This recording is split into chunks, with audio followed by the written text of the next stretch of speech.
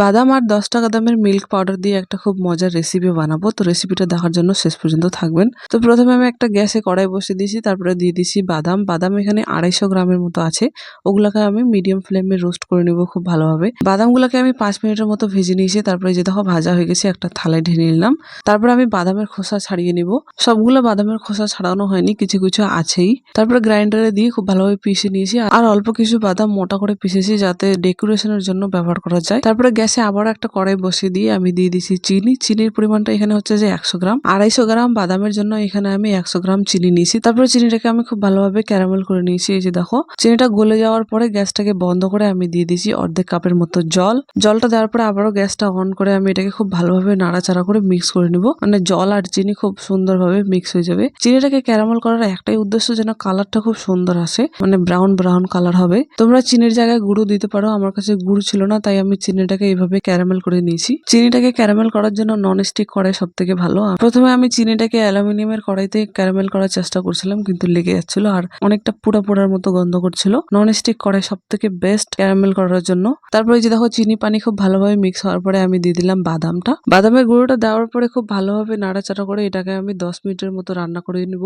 Medium to low ফ্লেমে। মানে পানিটা শেষে একদম শুকিয়ে যাবে আর এইভাবে নাড়াচাড়া করতেই থাকতে হবে, তাহলে রান্নাটা খুব সুন্দর হবে। এই যে দেখো 10 মিনিট পর পানিটা খুব ভালোভাবে শুকিয়ে গেছে আর কালারটা খুব সুন্দর ব্রাউন হয়ে গেছে। এখন আমি দিয়ে দিব 2 চামচ পরিমাণ ঘি।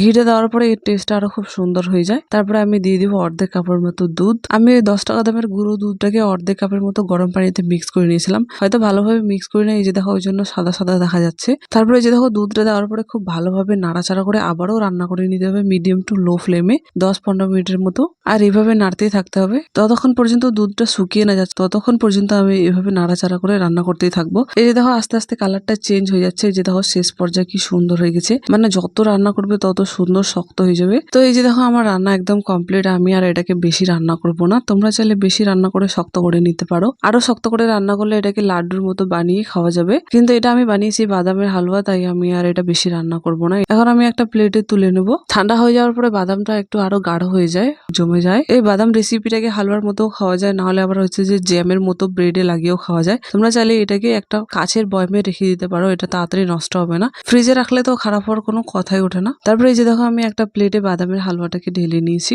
ডেকোরেশনের জন্য আমি দিয়ে দেবো এর উপরে ওই যে মোটা করে পিষে রাখা বাদাম গুঁড়োটা। এই বাদামের হালুয়াটা রুটি দিয়ে খেতে দারুণ টেস্টি লাগে।